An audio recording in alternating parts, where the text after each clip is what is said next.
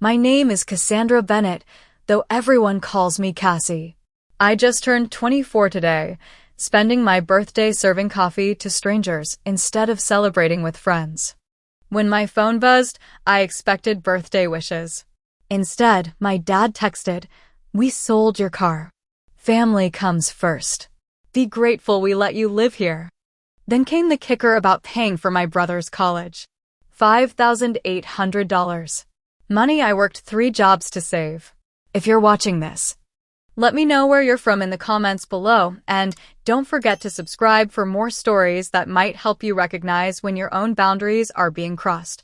I grew up in Mapleton, a quiet suburban neighborhood with trimmed lawns and 2-car garages. From the outside, we looked like the perfect American family. My father Harold worked as a bank manager. My mother Martha taught 3rd grade at the local elementary school, and my brother Lucas was 3 years younger than me. Our house wasn't enormous, but it was comfortable, with 4 bedrooms and a backyard where we hosted summer barbecues for the neighbors. But appearances can be deceiving. From an early age, I noticed the stark difference in how my parents treated Lucas and me. While he received the latest gaming consoles, designer clothes, and expensive summer camps, I was told that money was tight and I needed to learn responsibility. By 16, I was working weekends at the local grocery store, saving every penny for college and eventually a car. Financial responsibility is something girls need to learn early, my father would say whenever I questioned the disparity. Your brother has different needs. Those different needs apparently included a fully funded college education, while I received constant reminders that I would need scholarships and student loans. Despite this, I maintained an optimistic outlook. I graduated high school with honors, earned a partial scholarship to State University, and worked part-time throughout my 4 years to minimize my debt. The proudest day of my life was purchasing my Toyota Corolla. It wasn't new or flashy, a 6-year-old model with 70,000 miles on it, but I had saved for 3 years and paid cash. My parents seemed annoyed rather than proud when I drove it home, my father immediately pointing out potential mechanical issues and my mother fretting about insurance costs. "You could have given that money to us for family expenses," my father commented. "We've been struggling with the mortgage." This was the first time I'd heard about mortgage troubles, especially considering they had just funded Lucas's 2-week soccer camp in Europe. But I brushed it off, cherishing my independence and the freedom my car provided. After graduating with my business degree, I made the decision many young adults face, moving back home temporarily to save money. The job market was tough, and starting with an entry-level position at a marketing firm meant my salary barely covered student loan payments and basic expenses. My parents agreed I could stay for a small contribution toward household expenses. That small contribution quickly grew to cover groceries for the entire family, the internet bill, and various household repairs. Meanwhile, Lucas, now a high school senior, contributed nothing while enjoying the latest iPhone and designer clothing. Despite these frustrations, things were looking up professionally. After 2 years at the marketing firm, I received a promotion to junior account manager with a modest but welcome salary increase. I opened a separate savings account my parents didn't know about, quietly planning my exit strategy to an apartment of my own within 6 months. For my 24th birthday, I had originally planned dinner with friends at our favorite restaurant. However, my coworker Amanda had a family emergency, and being the team player everyone relied on, I volunteered to cover her shift. The coffee shop where I worked weekends wasn't glamorous, but the tips helped pad my escape fund. "You're too nice, Cassie," my friend Jennifer told me when I canceled our plans. "Your birthday comes once a year. You deserve to celebrate." "I'll celebrate this weekend," I assured her, silently adding another few $100s to my mental calculation of savings. Besides, I'm scheduled to have dinner with family tonight anyway. That family dinner, I later discovered, had never been on anyone's calendar but mine. My mother expressed surprise when I mentioned it that morning before leaving for my shift. "Oh, we didn't plan anything special," she said, barely looking up from helping Lucas with college applications. "Your father and I thought you'd be out with friends. There's leftover chicken in the fridge you can heat up." The disappointment stung, but I reminded myself that in a few months I would be creating my own celebrations in my own space. Independence was worth more than a birthday cake. At least, that's what I told myself as I tied on my apron and prepared for an 8-hour shift of serving others on the day that should have been about me. The text arrived during my afternoon break. I was sitting in the back room of the coffee shop, feet aching, scrolling through birthday wishes on social media when my phone vibrated with a message from my father. "We sold your car today. Family comes first. Be grateful we let you live here." I stared at the screen, certain this was some kind of bizarre joke. The Corolla was parked in our driveway when I left for work that morning. I had the only set of keys in my purse. Then a second message appeared. "Oh, and your brother's starting college next fall. You'll cover his first semester. $5,800 due this week." My hands trembled as I called my father, stepping outside into the alley behind the coffee shop. "Dad, what are you talking about? You can't sell my car. I own it. I have the title. Actually," he replied with unsettling calmness, "the title was in the filing cabinet. Since you live under our roof, we made an executive decision. The Thompson family needed a reliable car for their daughter, and they gave us a fair price. That's illegal." My voice echoed against the brick walls. "You can't sell property that isn't yours. Don't take that tone with me, young lady." His voice hardened. "Your brother got accepted to Preston University. That's an opportunity we can't pass up. The money from your car covers part of the deposit, but we need the rest for tuition. And you expect me to pay? I have my own student loans." "You've been working for years, Cassandra. You have savings. Lucas is just starting out. As the older sibling, it's your responsibility to help family. Your mother and I have given you everything." The conversation continued in this circular pattern until my break ended, shaking and nauseous. I returned to my shift, mechanically taking orders while my mind raced. During a lull, I called my mother, hoping for some rational explanation. "Mom, please tell me Dad is joking about selling my car." Her sigh carried familiar notes of passive acceptance. "Cassie, honey, we didn't have a choice. Lucas's education is important. You understand that, right? You've always been our responsible one. But it's my car. I paid for it."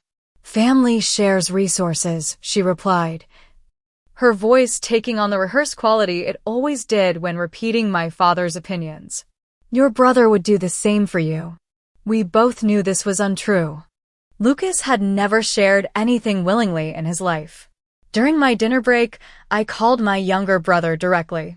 "Hey, did you know Mom and Dad sold my car to pay for your college?" "Yeah. About time you contributed something," Lucas replied through what sounded like a mouthful of food. "I got into Preston, you know. Not some state school like you. I worked for that car. And now they expect me to pay thousands more for your tuition. Don't be so selfish, Cassie. Dad says you have plenty of money. Besides, I need the full college experience. Can't have that if I'm worrying about money all the time." The conversation left me seething. I tried calling my Aunt Diana, my mother's sister who occasionally seemed to recognize the imbalance in our family. "Aunt Diana, did you know about this car situation?" Her hesitation told me everything. "Cassie, I don't get involved in your parents' decisions. They're doing what they think is best. By stealing my property, don't use words like stealing about family. It's just reallocation of resources. Your brother has his future ahead of him. And I don't. That's not what I meant. Look, I have to go. We'll talk later." My Uncle Walter was even less sympathetic when I reached out. "Stop being dramatic," he barked into the phone. "Your parents gave you life and a roof over your head. The least you can do is help your brother get the same opportunities you had." I worked for my opportunities, Nobody helped me. That built character, didn't it? Be grateful for the lessons. As I continued my shift, memories flooded back of other financial indignities. My college fund that mysteriously vanished when I turned 18. Market fluctuations, my father explained. The time my parents borrowed $2,000 from my savings account for house repairs that somehow manifested as a new television. The graduation money from relatives that I never actually received because it was put toward family expenses. Each incident had seemed isolated, easier to excuse or overlook in the moment. Strung together, they formed an unmistakable pattern of exploitation that I had normalized for years.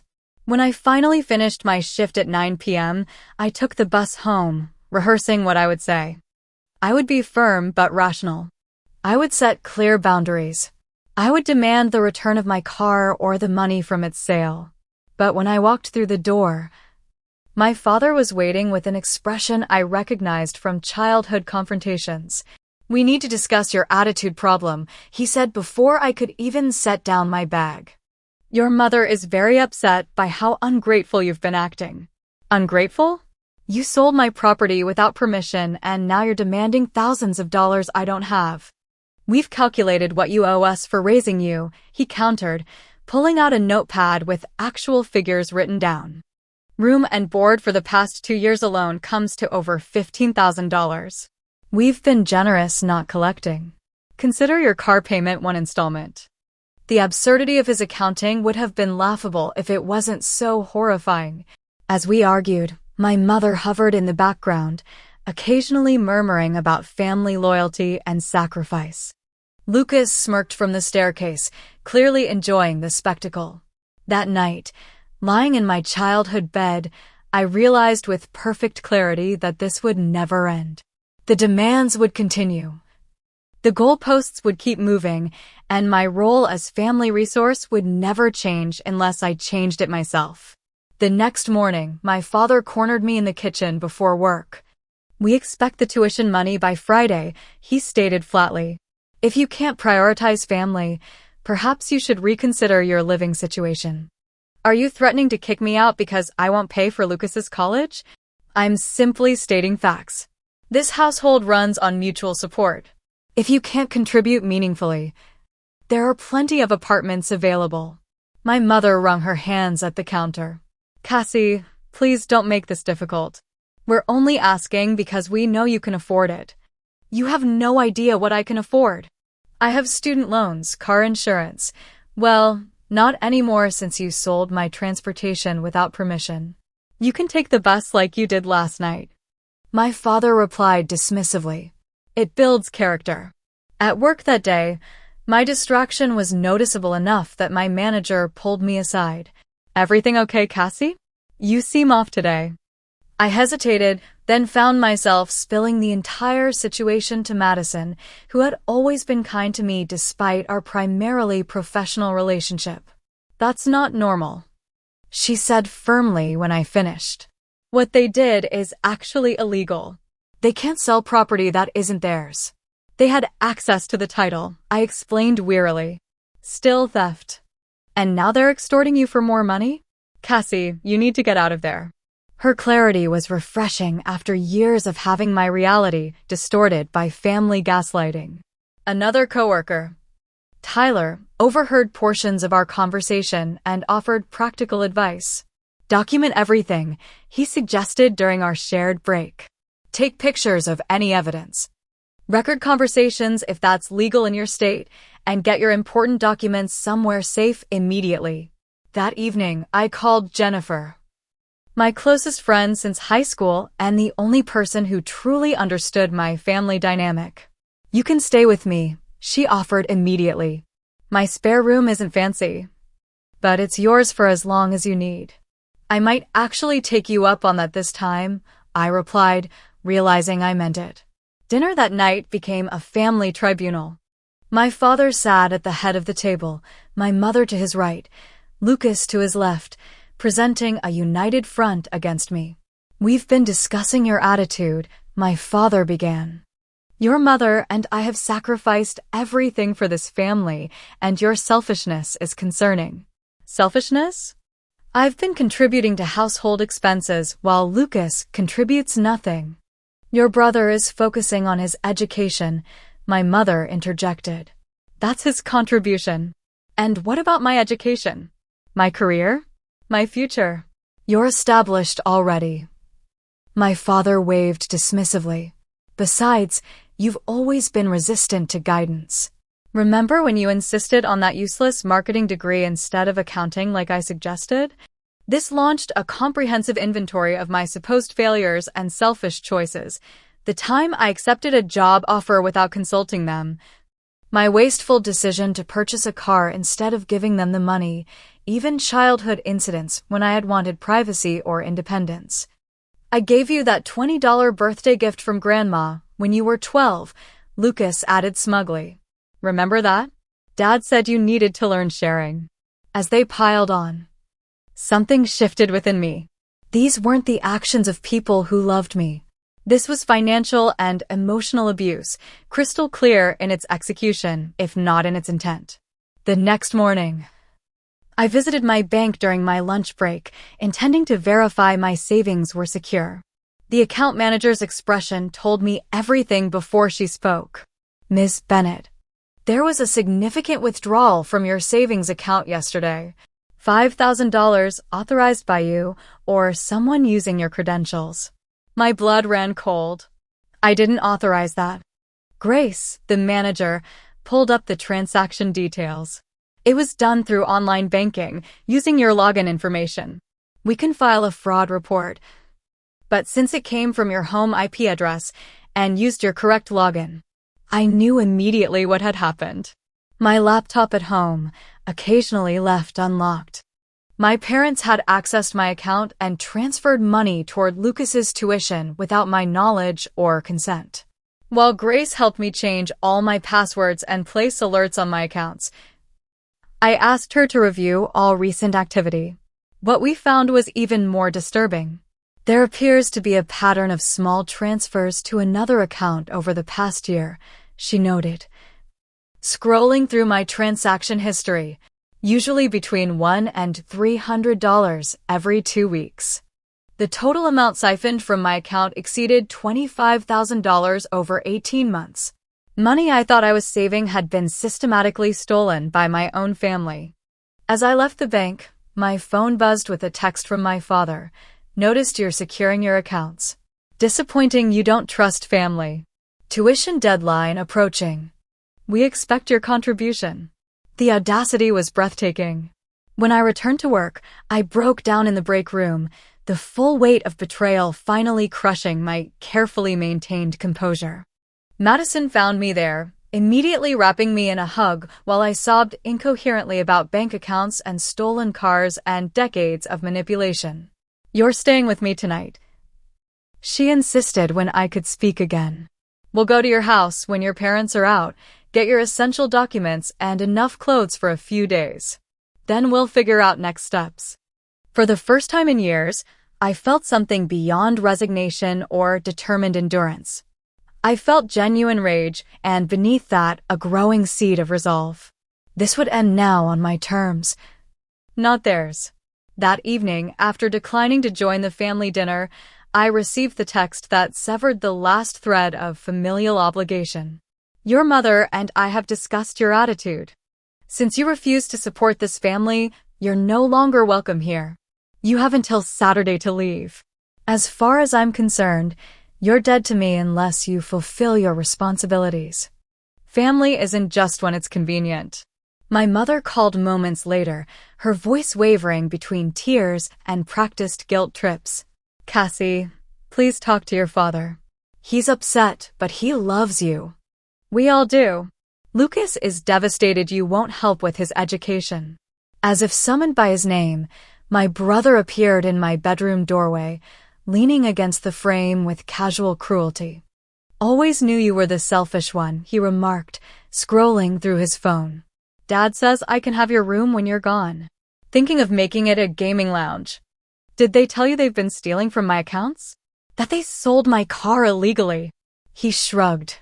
Dad says it's not stealing when it's family resources. Besides, you're the one with the job. I'm still a student. And what happens when you graduate? Will you suddenly start contributing then? His expression revealed he'd never considered this future expectation. That's different. I'll have student loans and stuff. So do I, Lucas. I have $13,000 in student debt that I'm paying off while also funding this household. Whatever. Not my problem you picked an expensive school. I stared at my brother, seeing clearly how my parents had shaped him into this entitled person who genuinely believed the world revolved around his needs. In that moment, I pitied him almost as much as I resented him. As news of our conflict spread through family channels, the unified response was predictable. Aunt Diana called to express her disappointment in my unwillingness to support family values. Uncle Walter sent a lengthy text about generational responsibility and selfishness. Even my cousins weighed in on social media, vague posting about toxic individualism and ungrateful relatives. The coordinated family pressure might have worked in the past. This time, it only crystallized my determination. Jennifer helped me search my name online, discovering my parents had been sharing a distorted version of events throughout their social circle. According to their narrative, I was a financially irresponsible daughter refusing to help my hardworking family during difficult times, despite their years of sacrifice for my education and well-being. They're claiming they funded your college education, Jennifer noted incredulously, reading from a community Facebook group. Didn't you work 3 jobs and get scholarships? Every penny, I confirmed, scrolling through more fabricated claims. And the college fund they supposedly saved? They told me it was lost in bad investments when I turned 18. Turns out it went to Lucas's private high school tuition. The deeper I looked, the more I uncovered. My childhood bedroom yielded further evidence of systematic exploitation. The jewelry my grandmother left specifically to me had been sold years ago. Photo albums documented family vacations I'd been told I couldn't attend due to budget constraints. A stack of mail revealed credit card statements in my name for accounts I'd never opened. Most devastating was finding my car title in my father's desk, now bearing a forged signature transferring ownership. Next to it lay a receipt showing the Thompsons had paid $12,000 for my Corolla. According to my brother's social media, $8,000 of that had funded his new gaming computer and VR setup. That night, alone in my room surrounded by evidence of years of abuse, I experienced a complete emotional collapse. Every suppressed feeling erupted simultaneously: rage, grief, betrayal, and underneath it all, a profound sadness for the loving family I had never actually had. When the storm finally passed around 3 a.m., I felt an unusual clarity. The family dynamic couldn't change, because it had never been about love or mutual support. It had been about control and exploitation. The only variable I could alter was my own participation in this destructive system. I texted Jennifer and Madison, "I'm ready to leave. Can you help tomorrow?" Their responses came immediately, despite the hour. "About time. I'll be there at 10. Jennifer, taking the day off to help. Bringing boxes." Madison. Their unconditional support contrasted sharply with my family's conditional love. The difference was illuminating. Madison's paralegal friend Stephanie agreed to meet me for coffee before my shift the next day, reviewing my evidence and offering practical advice. "This is straightforward identity theft and conversion of property," she explained, using legal terms for what I had experienced as betrayal. "You have criminal and civil options here." "I don't want to put my parents in jail," I said automatically, then questioned why I was still protecting them. "Criminal charges are one route, but not the only one," Stephanie continued. "At minimum, you need to file police reports to document the theft and fraud, freeze your credit, and formally demand return of your property or its value." As she outlined potential pathways to justice, I felt something unexpected: hope. Not for reconciliation, but for liberation from patterns that had defined my entire life. That night, I didn't sleep. Instead, I planned my escape with methodical attention to detail, treating it with the same focused determination I brought to work projects. By morning, I had a comprehensive strategy for reclaiming my life, my finances, and my future from those who had systematically undermined all three while claiming to love me. The next 3 days passed in a blur of purposeful activity. Jennifer helped me secure a storage unit for belongings I couldn't immediately take to her apartment. Madison used her lunch breaks to help me transport loads of personal items when my parents were at work and Lucas was at soccer practice. My first priority was protecting my remaining finances and identity. I visited a different branch of my bank, opening new accounts with enhanced security measures. I contacted all 3 credit bureaus to place freezes on my credit and flag potential fraud. I changed every password, security question, and login credential associated with my name. Stephanie connected me with Allison, an attorney specializing in family financial abuse. During our consultation, Allison reviewed my documentation with professional detachment that validated the severity of my situation. This isn't borderline or ambiguous, she confirmed, sorting through bank statements and photographs. This is textbook financial exploitation. The car sale alone constitutes conversion of property, possibly grand theft depending on the value. The bank account access is unauthorized withdrawal. The credit cards in your name are identity theft. What should I do? I asked, still struggling with the idea of formally accusing my family of crimes. That depends on your goals, Allison replied. Do you want punishment, restitution, or simply separation? The question gave me pause. What did I want? After reflection, I realized I wanted accountability and protection, not vengeance. I want them to understand what they did was wrong. I want my money back, and I want to ensure they can't access my finances or credit again.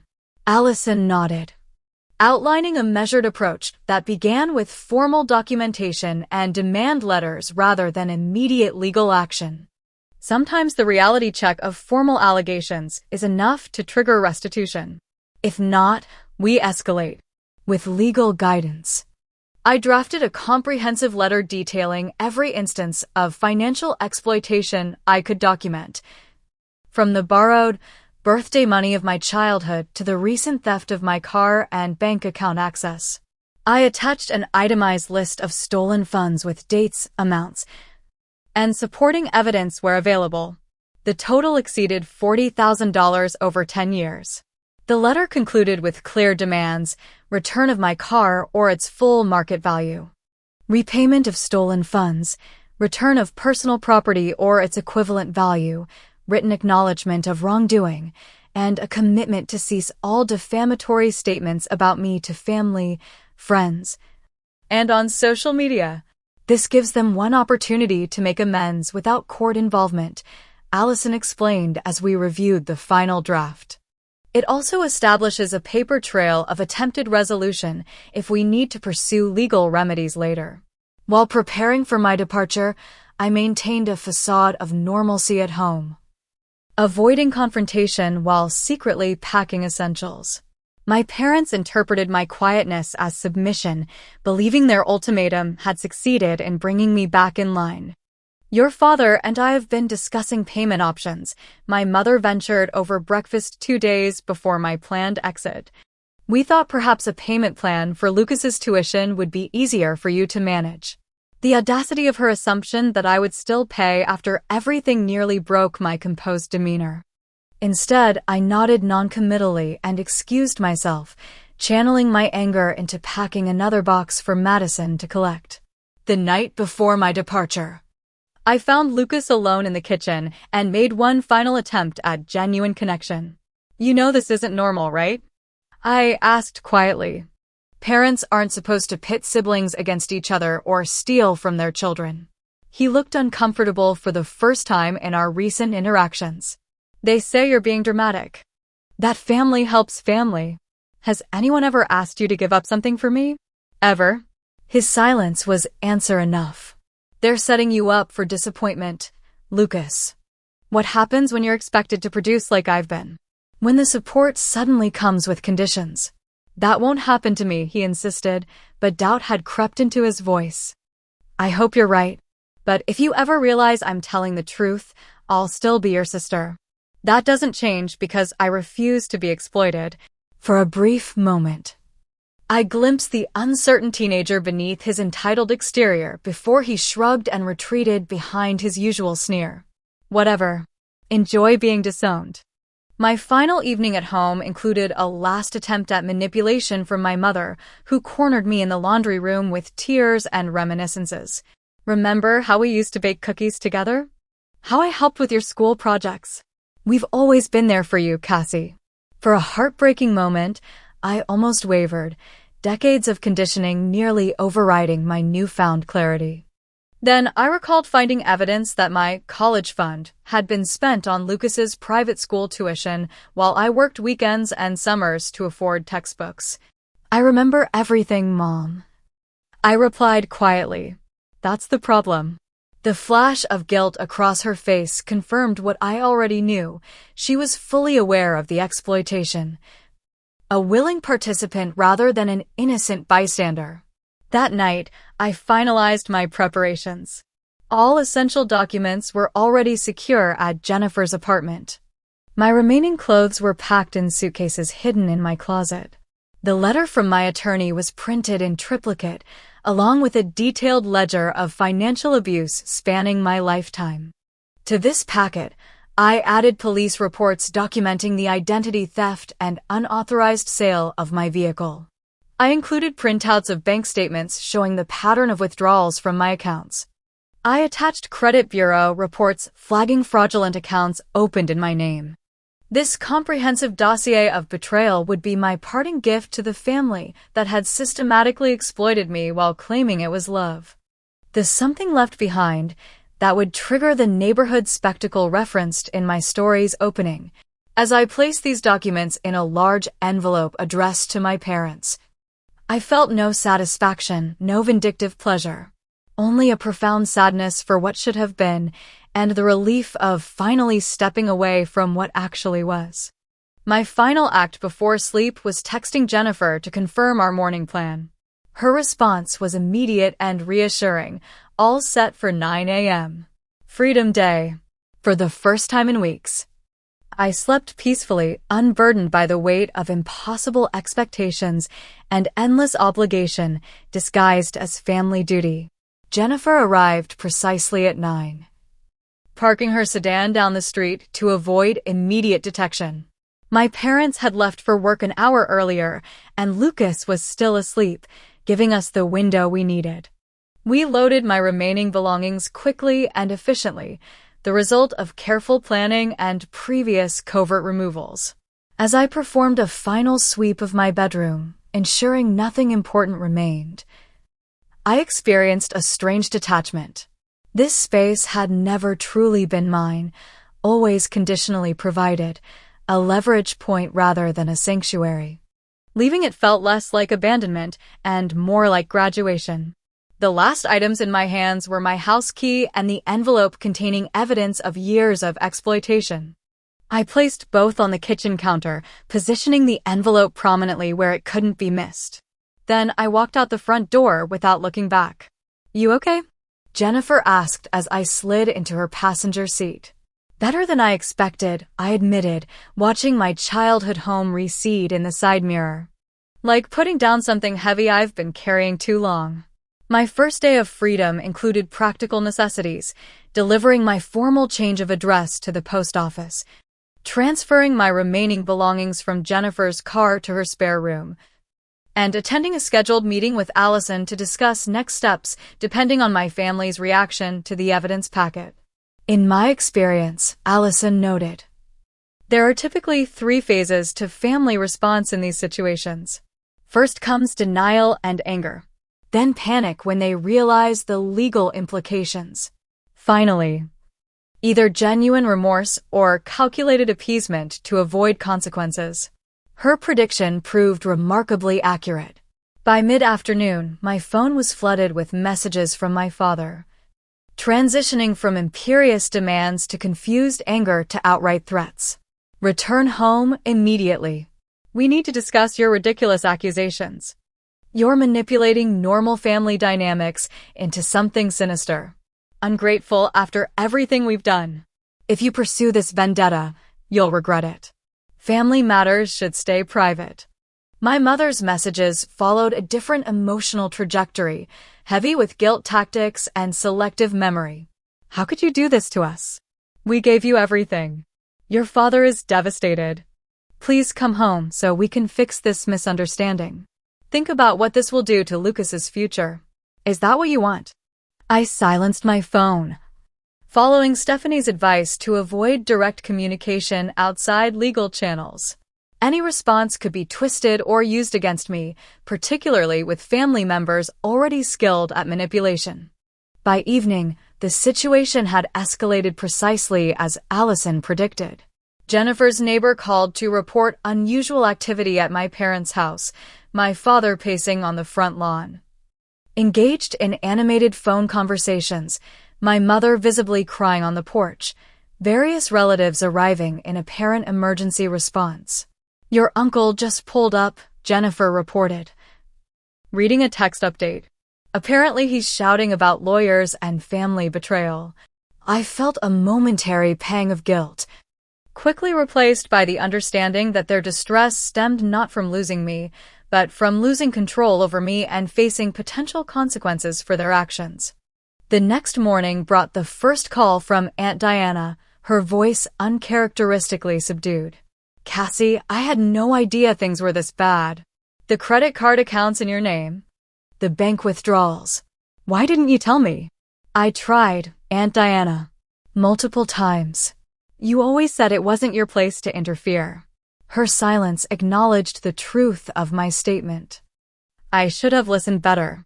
Should have questioned more. Your evidence is overwhelming. It's only a fraction of what happened over the years. I believe you now.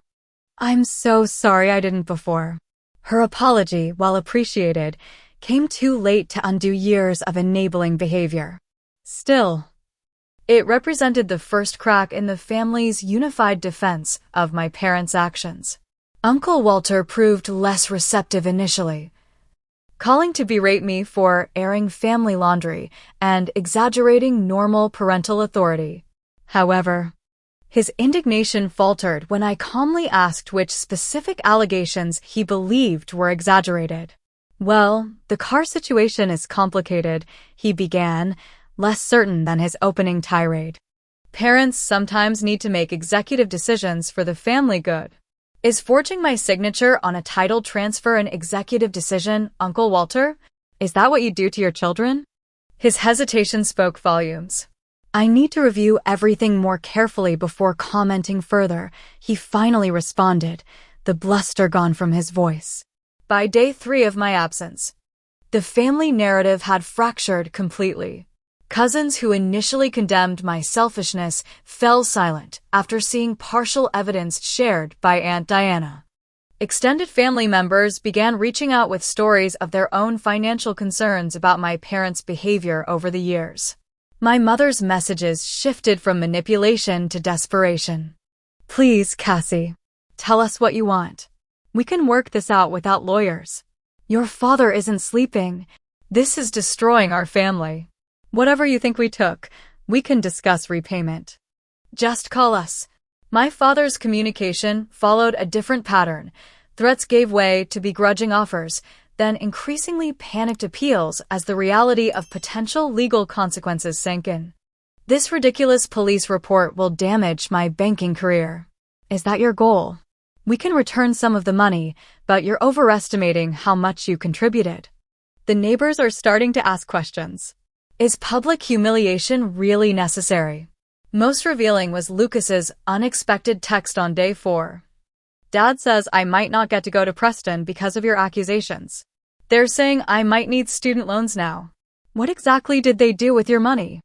The question revealed his genuine ignorance about the financial realities our parents had shielded him from. In response, I sent him only the section of my documentation related to my college fund being redirected to his private school tuition while I worked part-time jobs throughout high school. His reply came hours later. I didn't know. They always said your scholarship covered everything. This small acknowledgement of reality represented potential for future reconciliation with my brother, separate from my relationship with our parents. While family drama unfolded, I focused on rebuilding my life. Madison connected me with a property management company seeking a marketing coordinator, a position that aligned perfectly with my experience and offered a modest salary increase. After a promising interview, I received an offer contingent on background check clearance. The position includes relocation assistance since their office is in Westbrook, Madison explained, referring to a city about 70 miles away. Clean break, fresh start. The prospect of physical distance added another layer of security to my separation from toxic family dynamics. Jennifer helped me search for affordable apartments near my potential new workplace, and we found a promising 2-bedroom unit I could potentially share with a roommate to reduce costs. I might be interested, Madison mentioned when I described the apartment.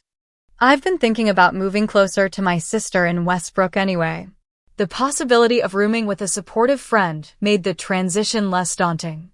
We scheduled a viewing for the following weekend, another concrete step toward independence. Meanwhile, my financial recovery began with small victories. The credit bureau investigations resulted in removal of fraudulent accounts from my credit report. My bank initiated the process of restoring unauthorized withdrawals, though full recovery would take time. Allison negotiated with the Thompsons for documentation of their car purchase, strengthening my case for restitution. Perhaps most healing was my first session with Dr. Catherine, a therapist specializing in family trauma. Unlike previous counselors who had encouraged reconciliation at any cost, Catherine validated the appropriateness of my boundaries. What you're describing is a classic exploitation dynamic, she confirmed during our initial consultation. Your decision to separate isn't just justified, it's necessary for your well-being. Her professional assessment helped counteract lingering doubts planted by years of gaslighting. Each session strengthened my conviction that protecting myself wasn't selfish, but essential. As days became weeks, I constructed a new support network distinct from family connections. Jennifer and Madison formed its foundation, joined by supportive coworkers, Stephanie's practical guidance, Allison's legal expertise, and Dr. Catherine's emotional validation. 1 month after my departure, the contrast between my previous existence and current reality became starkly apparent. Despite ongoing legal complications and financial recovery challenges, I experienced genuine autonomy for the first time. My decisions were truly mine. My resources served my needs and goals. My future belonged to me, not to family obligations disguised as love. The most unexpected development came from Lucas, who requested to meet at a neutral location to talk without Mom and Dad knowing. Over coffee at a downtown cafe, my brother revealed the education my departure had provided. Things are different now, he admitted, staring into his cup. Dad's always angry. Mom's always crying. They keep talking about family loyalty while asking me to get a job to help with bills. Welcome to reality, I replied, not unkindly. This is what I've been dealing with for years. I didn't understand before. His voice carried genuine regret. I thought you were being dramatic. But they're saying the same things to me now that they used to say to you. And how does it feel? Terrible. He looked up, newly aware. How did you stand it for so long? The question held no accusation, only wonder at strength he hadn't previously recognized. In that moment, I saw potential for a relationship based on mutual respect rather than competition for parental favor. One day at a time, I answered honestly. And now by creating distance. We parted with cautious plans to maintain contact independent of our parents, the first tentative step toward a healthier sibling relationship neither of us had experienced before. 6 months after walking away from my family home, I stood in my new apartment in Westbrook, watching sunrise paint the sky from a window that was truly mine. The space wasn't large or luxurious, but it represented something precious, freedom purchased with courage and boundaries. My financial situation had stabilized through a combination of legal resolution and personal discipline.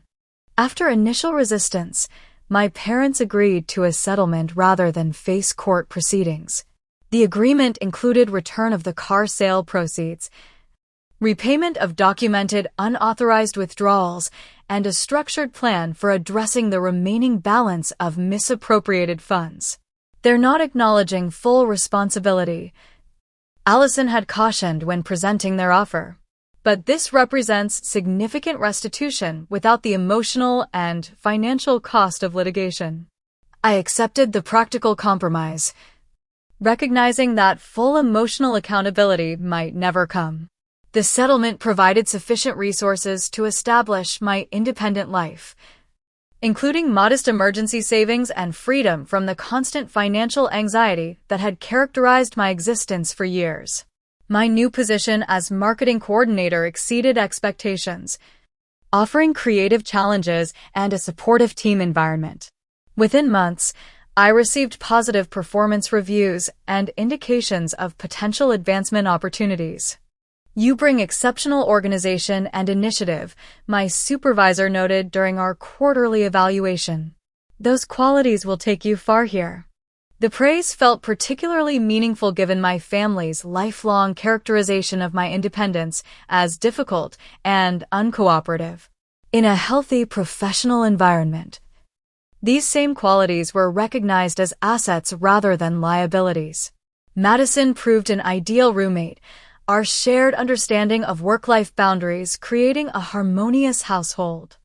We established clear financial agreements from the outset, each contributing equally to expenses with transparent accounting that contrasted sharply with my family's manipulative resource management.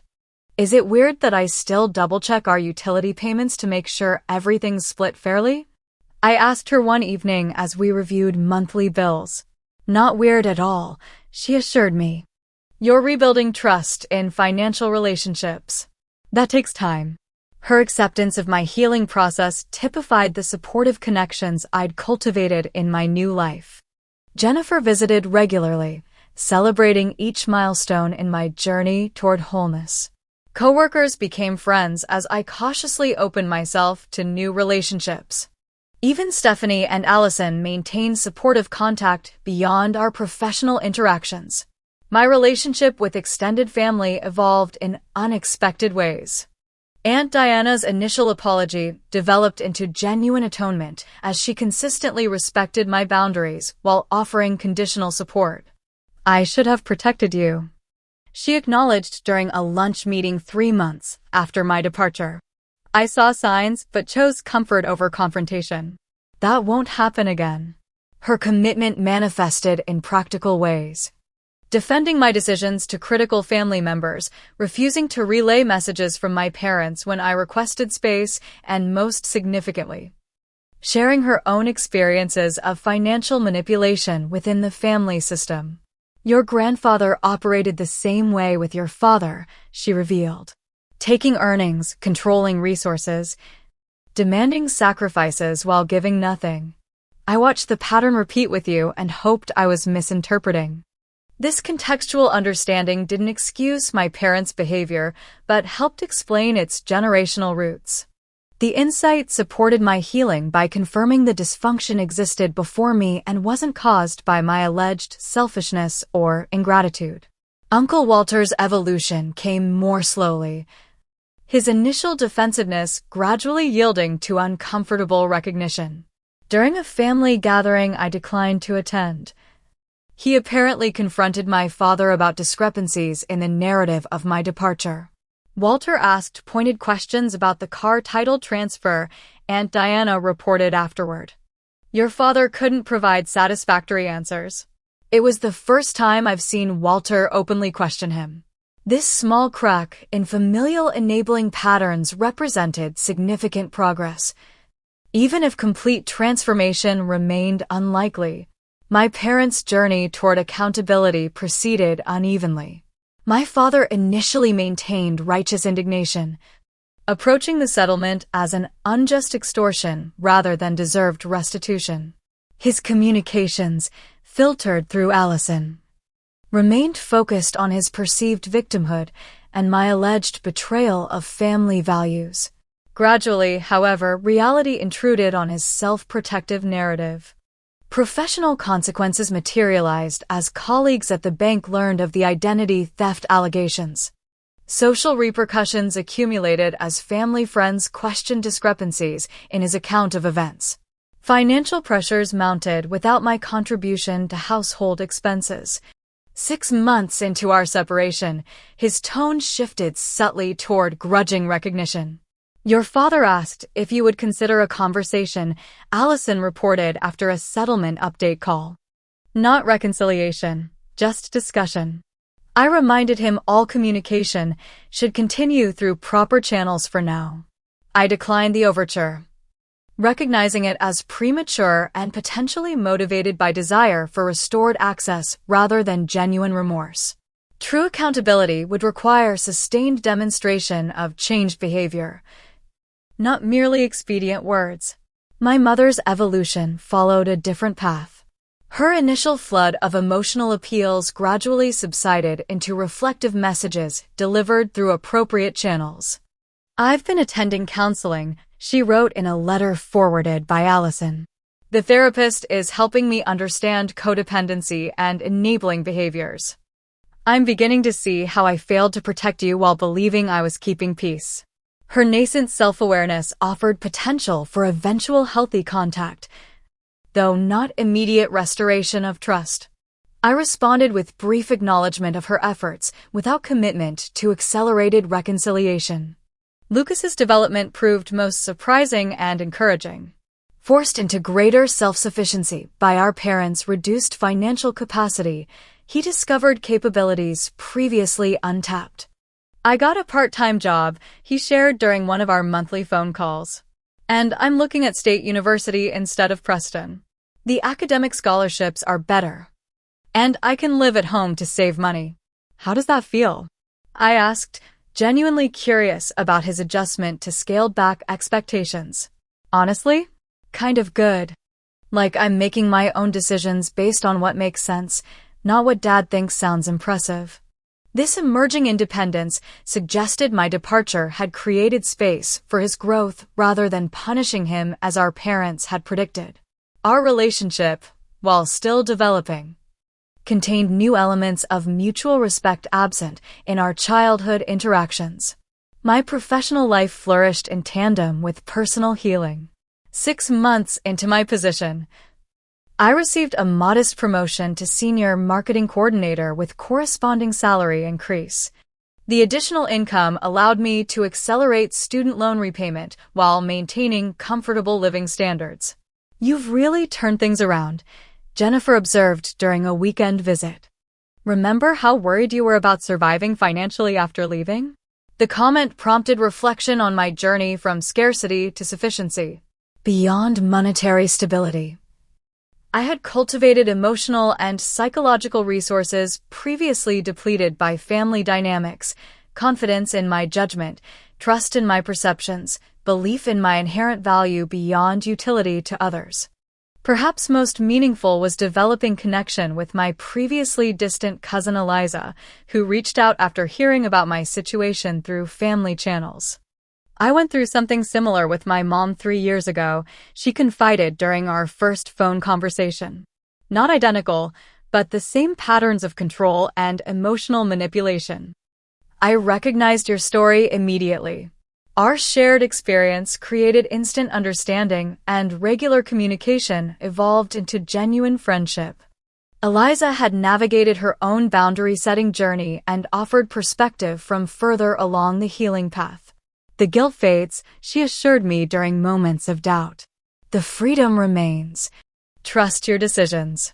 As my first year of independence approached completion, I recognized profound lessons emerging from painful experience. Helping differs fundamentally from enabling. True support empowers growth rather than fostering dependency.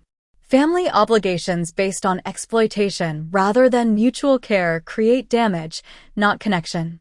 Setting boundaries isn't selfish but necessary for authentic relationships. Manipulation often wears the mask of love, making it particularly insidious and difficult to recognize. Forgiveness remains possible without resuming harmful patterns or relationships. Self-worth exists independently of utility to others. Perhaps most importantly, I learned that standing firmly for my own value ultimately benefited everyone involved. My parents confronted patterns they might otherwise have perpetuated indefinitely.